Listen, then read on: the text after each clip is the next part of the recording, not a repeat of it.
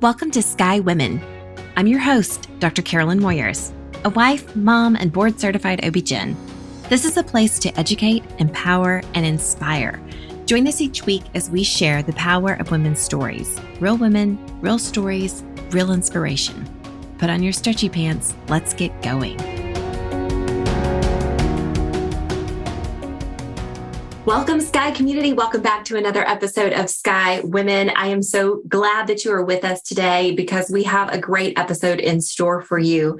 We have Dr. Olabintan, who goes by fondly Dr. O. She is a board-certified family physician and founder of Livingspring Family Medical Center, and she is just down the road from us. So she is a mom, a wife, and she enjoys really good cuisine. She can't get enough colors in her life. Welcome, Dr. O. Thank you so much for having me. I am thrilled to be here. Yes, thank you. I know we've collaborated on a couple of things before, and so I'm happy to share you with our audience as we talk about how women can not only live well, but live long. I know this is a passion of yours as a family medicine physician. You have a lot of conversations with women every week. So why don't you share with us what it is that you think helps us to live a well-lived life? Wow, that's a loaded question, but I got to say that I've even learned some of these just in interacting with patients, women patients, and also being a woman myself definitely helps, so we can relate. Now, there are many things that make for living long and well as a woman. We know the typicals, right? Exercise, go for checkup, eat well. But I kind of want to give us a different dimension of it so that we don't feel more pressure. Like, oh my gosh, here's a list of things I'm not doing again. Thank you again for the reminder. More pressure, like my life is not already full of pressure. But I would say, let's talk about them in a different format. So one, let's say the annual wellness checkup. Truth is, studies have shown that going for your checkup is a good way to ensure that you live long and well. And the whole purpose of that is part of your self-care routine. So think of it as a birthday gift, like it's my birthday month. I'm going to make this a priority. And I know that there's a big movement of, put yourself first and all that good stuff. I'll be honest with you, that's almost unnatural for a woman. To put yourself first, that's like against every fiber in your being. Like, yeah, no. All I say is put yourself on the list. Like just put on the list. Even if it's not number one, at least number 9, or you're on make yourself, like, put yourself on the list. I want to make sure you make it to the list. I really like that because I do feel like it's not that you're not, number one, or you're just not even on the list. I feel like that's very true for so many women. They just put it off until their body, I always say your body whispers until it screams, right? And so I feel like they're usually coming in when things are finally screaming. And the truth is your body would take what it's worth or what it needs one way or another. So something is already struggling. So it's important to pay attention, not to feel bad, but just say, you know what are ways I can make this more priority? So my birthday month, I'll make sure so I don't forget as part of my routine. Okay. So that's tip number 1. Now, tip number 2, let's talk exercise. And I talk about this in different dimension because, for instance, I saw a patient the other day, I'm like, do you exercise? They're like, oh, I have a 2-year-old doc. I'm a stay-at-home mom. I can't. And I'm like, 1 second, is your child moving? Yeah, I'm chasing. I'm like, guess what? You exercise. You do. And studies also show that they did a study in a group of 2 different groups of people. So they had a group, not know that they exercise, and what they did was they cleaned hotels. Can you imagine how many steps you're taking? Oh, and so yes. So they very physically active job. So they split the group in 2 and asked the second group, guess how many steps you're taking? On average, you're taking about 12,000 steps. You're exercising, They re-evaluated them a few weeks later. And guess what? Those who knew they were exercising had more pep in their steps. Their depression scores came down. So just knowing. So I've used that to empower patients. And I say, guess what? You're doing the things. You're exercising already. So great job. And that in itself is a relief and helps maximize the effect of the exercise because you're doing it. And so there's more, ginger in the day for you. So that's tip number 2. I like those. I like it. Yeah, just recognizing what you are doing. And so now we've got watches, we've got all kinds of different devices that can count our steps. Your phone can count your steps. You don't need a new device. Keep it on you and it can count your steps every day. And so recognizing what you actually are doing for your body. Yes. And the other thing I always say about exercise is move for joy, right? So, I mean, yes, I want all women to be doing some strength training to help with osteoporosis prevention, with strength and balance. So we avoid, falling and hip fractures and things like that. Yep. However, when it comes to cardio, I'm like, do what makes you joyful. If you love that Peloton, fantastic. Get after the Peloton, right? If you want to have a dance party in the living room with your kids for 20 minutes, go for it. If it's swimming, biking, running, whatever it is that gets you going, do it. I believe that there just has to be a balance and we need to stop making it so like, oh, I just hate to exercise. Mm-hmm. Yeah. Mm-hmm. Mm-hmm. And the data now is saying that any movement is better than none. So you're doing some, hey, good for you. So that's good.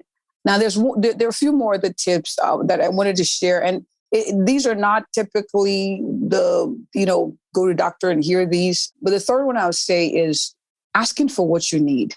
And this one, let me explain it this way. So I've had patients, we're talking about being married and, or just navigating the workplace and, like things like, can you ask for a stand-up desk, sit-to-stand desk, so you can get more steps than they, oh, I bet they won't give me. Why don't you ask? Or you have a significant other who doesn't seem to get it right on your birthdays or doesn't seem to listen to you. Well, have you spelled it out? Yeah, I know we want them to read our minds, but they cannot. They don't. So, like I'll give an example, like, sometimes for my birthday, I'll be like, oh, babe, guess what? This is on sale. This is what I want. This is what I want to do.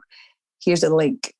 Yes. Yeah. The surprise would be great, but I can guarantee at least this, I like it. And I so ask for what you want, communicate what you want. With your kids, I'm a little tired. I want to take a nap. How about you read to mommy instead of mommy read to you? I need a hug. COVID was big. COVID was big for me. Like I had to learn how to ask more for the things that fed my joy and fed me emotionally so I could pour into others. So I would ask for hugs, so ask for what you need. Ask in the workplace. I'm not saying be rude or be, whatever, but but you don't get what you don't ask for. And we know when we look at data in the workplace, specifically, men get paid more than women a lot of times because they're willing to ask for it. And we just don't ask. So asking for what you need is really key. And I do this a lot for my pregnant patients who were working on, their musculoskeletal discomfort in the workplace. Right. We have to look at ergonomics and maybe you need a converting top just for your desk so that you can stand more. I also have a friend who got a little treadmill and it has a desktop over the top of it. So she can get her steps in while she's doing emails. Mm-hmm. Love it. And it's small and compact and fits right into your office. So there are all kinds of ways for you to get your movement in. Ask for what you need. Don't be scared to ask for what you need. And if you're in a relationship where you're fearful to ask for what you need, then that's a problem. I feel like that's a problem. And maybe we need some counseling there. I concur. Another tip, you let me know when it's time to, stop. Be and not do. That one, I feel like a hypocrite. That one, but you don't always have to do stuff to be adding value to people you love around you. Mm. I give an example one day, and I tell these to patients, I said one day I had sweated, stood up most of the day trying to cook and bake my son's favorite, whatever. At the end of the day, he said, you know what, Mom, thank you so much for this, but I wish you made something else. He said I would love it, but he was just reminiscent of something else that he'd liked and I said, would you like some pizza? He's like, yeah. And I realized that day we ate pizza. It was fun. I wasted 3 hours of my time doing. I could just eat pizza and just be with my son. And, same thing with book readings. Oh, you want to read to your kid? Like sometimes when I tell parents, read to your kid 20 minutes, they're like, oh, I'm like, have them read to you. You could stay on the bed, lay flat, and have them open the book and mention what you're resting. And, so sometimes when you think about just being rather than doing, it makes the experience better for the person you're trying to pour into. Yeah. And also less stressful for you. And you Yeah. still feel like a great mom. Yeah. Dr. O, I feel like that you're speaking to my soul right now. So many mothers, I feel like, think that they have to do all the things, right? And if we don't do it, it's not going to get done. Well, I can be on call over the weekend and my kids survive and everybody gets fed and it's just fine, right? My husband can do all of those things.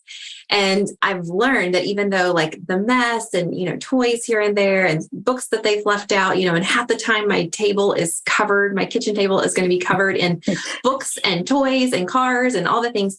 And I've learned that it doesn't always have to be neat. That I'm creating that stress by thinking that my house has to be perfect or it should be picked up or this or that.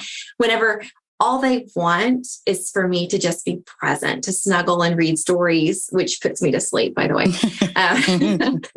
or to sit with them while they read or to play a board game with them. And it's just doing those things and letting go of the shoulds. It makes a huge difference in everyone's enjoyment in the house, right? But if I walk in the door and I'm like, where is there a mess here? And I get on everybody's case, then like nobody's enjoying that experience, right? We're all feeling the stress about mom being upset over the mess. And I got to tell you this, I'll be honest with you, a clean house, I'm sure like you is therapeutic. I love it. I love it. But to help myself, my husband gave me this tip. He's like, take off your glasses. So when I take off my glasses, it looks so clean. So I do that. I go home and just take off my glasses like, hey, how's everyone? Yeah. That definitely helps. Yes, that definitely helps. That cracks me up.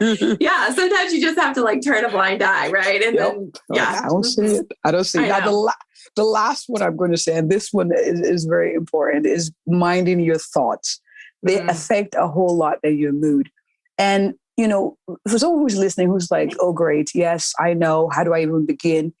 Just acknowledging that that's something to prioritize. And so seek out resources or podcasts or therapists or counselors or mentors or books that help improve the quality of your mind, how you see things. I believe that everyone, no matter how dire the situation is, even if they're on their deathbed, God forbid, there are things that can help improve the quality of what's left.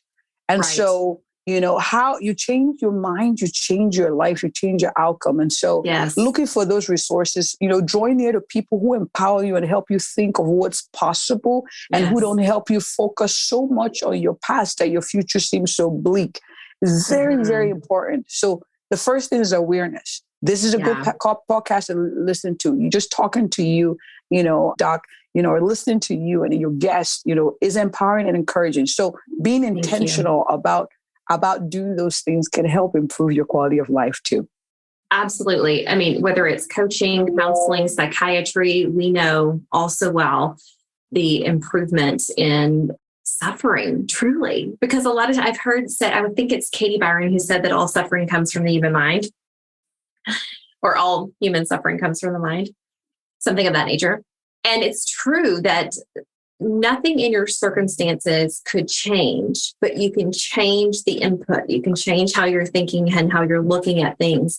And suddenly things begin to change because it's what's going on between your ears.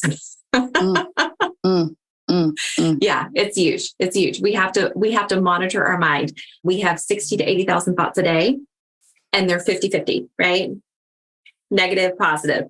And we grab on to those negative nagging things that bother us, right? And that's what we need to learn, to monitor those thoughts, let them pass by like a busy highway, and use those thoughts that serve us. Yeah. Use the thoughts that serve you and look for the goodies in a day. That's why I say, I call it the daily benefits, or little sprinkles of joy in the day, compliment. Someone says something, we tend to push those aside, like, yeah, whatever.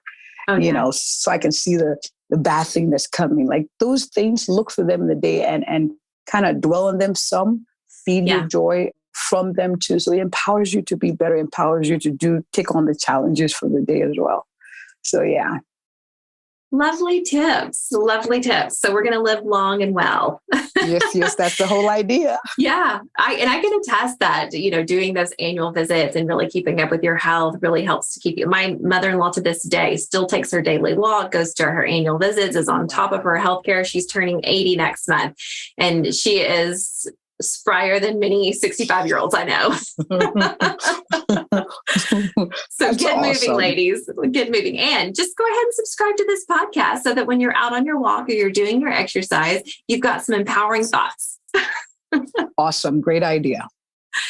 Okay, until next week, be well.